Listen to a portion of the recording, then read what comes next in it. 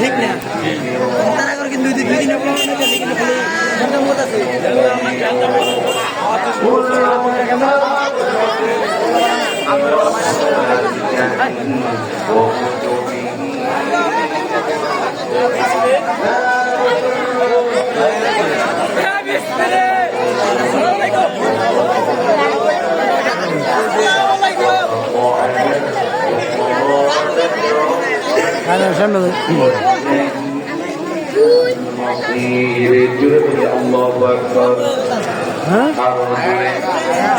ইমান শুধু লম্বা দাঁড়িয়ে ইমানদার হওয়া যায় না, লম্বা টুপি দিয়ে ইমানদার হওয়া যায় না।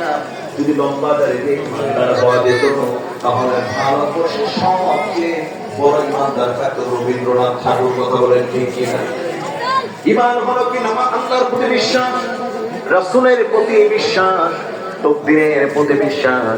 ছেলে দেন আল্লাহ, মেয়ে দেন আল্লাহ। বারবার কন্যা সন্তান হয় বলে শ্বশুর বাড়ি যাওয়া বাদ দেয় ইমানদার আছে না নাই? অনেকেই বলে ওই বউ তুই তোর পেট হলো পচা পেট, তুই শুধু মেয়ে জন্ম দেশ। আছে না নাই? আমার বন্ধুগণ, বর্তমান সমাজেও জাহিলিয়াতের নব্য জাহিলিয়াত প্রতিষ্ঠিত হয়েছে।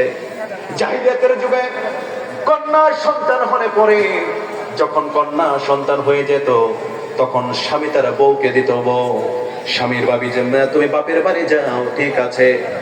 ছেলে সন্তান হলে চুমু দিয়ে বাড়িতে নিয়ে আসবে, আর মেয়ে সন্তান হলে পরে খবরদার তুমি তাকে জীবন্ত মাটিতে পুঁতে রাখবে। আর বর্তমান ইমানদাররা কি বলে?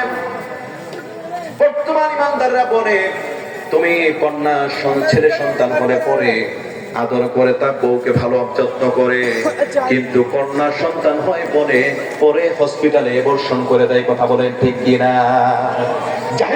হসপিটাল ছিল না, কন্যা বলে জঙ্গলের ভিতরে গিয়া কন্যা সন্তান হলে পরে জীবন পুঁতে দিবা। আর বর্তমানে জঙ্গল নাই, আধুনিক নব্য জাহিলিয়াত, হসপিটালে মেয়ে সন্তান হলে পরে এবর্ষণ করে দেয়। কথা বলেন ঠিক কিনা? সত্যিকার অর্থে ইমানদার হতে পারে না। আল্লাহ রাব্বুল আলামিন বলেছেন, যাকে ইচ্ছা ছেড়ে দেই, যাকে ইচ্ছে হয় আমি মেয়ে দেই, যাকে ইচ্ছে হয় আমি তারে ছেড়ে মেয়ে মিলাইয়া দেই, যাকে ইচ্ছে হয় আমি তারে কিছুই দেই না। অত তাহলে মেয়ে সন্তান হওয়া কার দোষ? কার দোষ? বউর দোষ? দোষ কার নয়, এটা দিয়ে থাকে আপনাকে ছয় মাস দিয়ে